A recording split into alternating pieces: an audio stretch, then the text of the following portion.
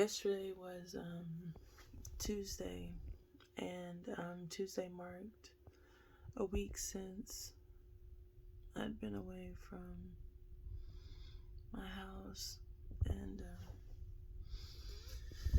I woke up early, prayed, did some worship and praise, and then I prayed. I said, God,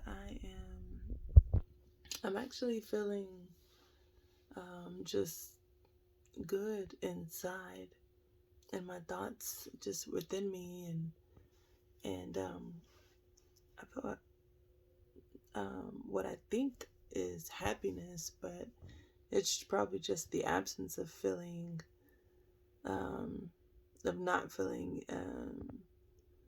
anxious all the time. And I prayed, God, are you happy with me though? And if not, get me back there. Put me where the exact location, the exact place, the exact thing I need to be doing so that you can be happy with me. I want to be doing that thing. I want to be at that place. I want to be wherever you want me to be. I showered and got dressed. I was on an app called Seasoned, and it has a lot of a list of jobs, and it said the restaurant Freshie was hiring for an assistant manager, so I applied, and it said, okay, well, December 1st, there is a interview at 9 o'clock. So I actually drove over there and made it there like around 8:35, 8:40, and I ain't ever been anywhere on time. That's so funny. So I got there on time, and I sat in there in my truck anyway, and I brought my Bible so I could just read some passages and spend time in the Word.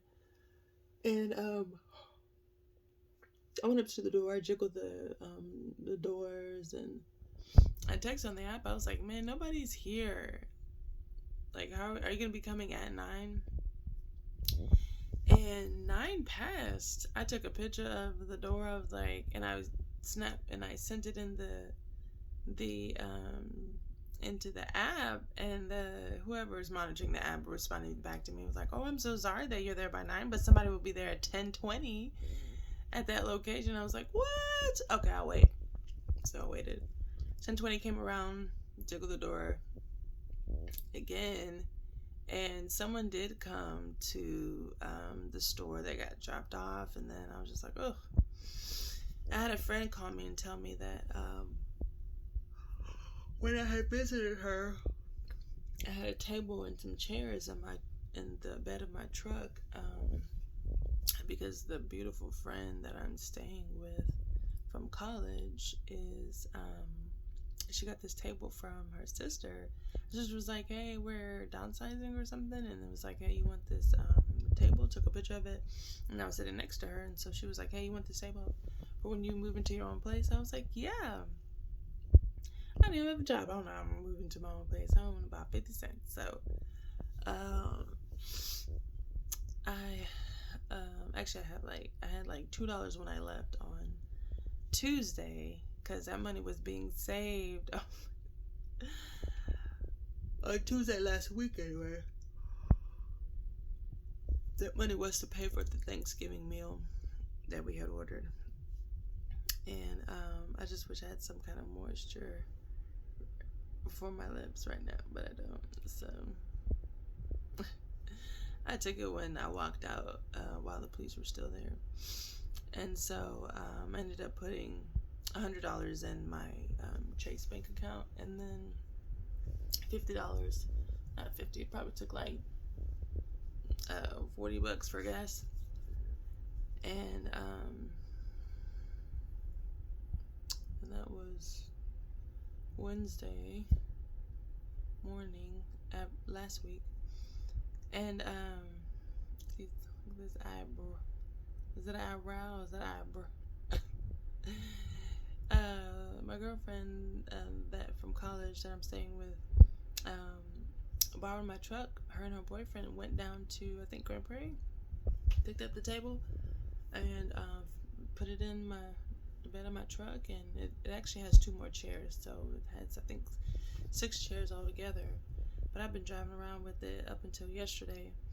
And yesterday, while I sat in my truck waiting for someone to come to the Freshie restaurant, one of my community group members called me and said, you can drop the table off at her house and just keep it there. And she had just actually sold her table, so she has a table now in her house, and just until I further notice, I guess. And I said, great. So I said that I would, after my interview, I would go back and I would go to Dallas, and she has her husband that will help bring it out of the truck. So that was good. When I finally did go into Freshie, when someone entered into that Irving location, I asked how much they were going to pay assistant manager. They said $9, and I was like, okay, thank you so much. And I walked out, and I just drove to Dallas with the table, and we took it out of the truck and put it in her car. And she began to just give me something to eat. I was like, I am hungry. And she had some rice, and then her husband smoked some beef or steak. And I was like, okay. And I was like, I'm not really hungry. I haven't been feeling hungry, I said to her yesterday. And she was like, okay, we'll just eat a little bit. And I ate a little bit. I ate what she gave me, and I finished the whole thing. It was so good. I should take a picture of it. It was actually aesthetically beautiful, and I was like, I should plate my children's food like this as well whenever I see them again. I'm sure soon.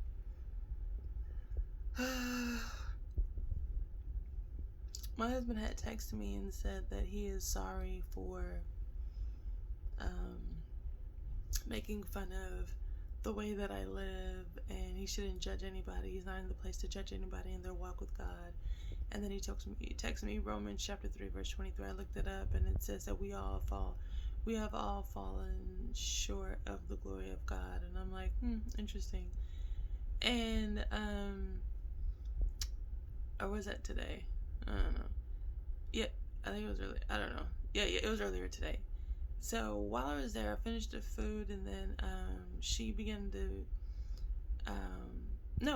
while I was on my way to her house, she was telling me about how to get connected to a lawyer.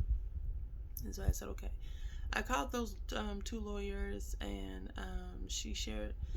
And they called me back. I wouldn't even speak with them immediately, but they called me back and told me that it'll take a few months for me to even get a separation document, whereby I'll go to the police station and file a document that gets served to the other party, whereby both parties have to abide by the schedule. And I was like, oh, I just got excited because I was like, maybe get started on it. Turns out they were saying that you gotta go through a lawyer to do that, and that would take months to even be in effect. And I was like, oh, months months before I see my kids. I was like, okay. I just felt really sad about it. And so I just felt like I'm always hitting a wall when it comes to many things that I want to do. So I did call a police station and ask and see if I could just download something called the Visitation Enforcement Kit and fill it out by myself. I looked it up online. I saw it, and wanted to know how I could just get this document. And so I called a police station, and they told me that first of all, if your husband has hit you in the past, have you filed any assault? Have you filed an assault form? I was like, no. They're like, you haven't filled out any assault form? I was like, no.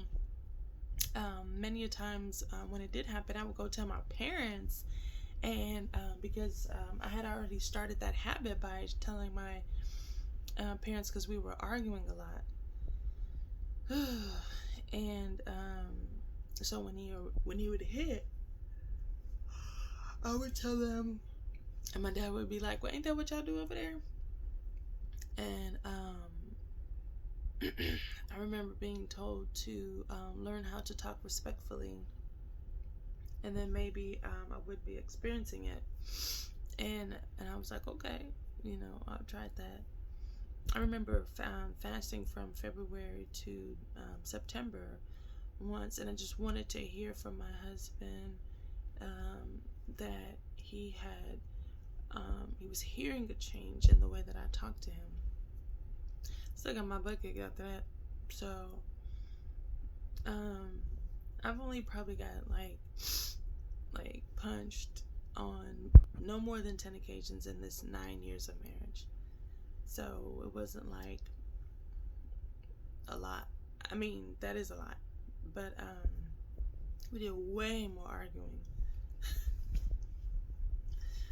We did way more arguing. We have been arguing since engagement.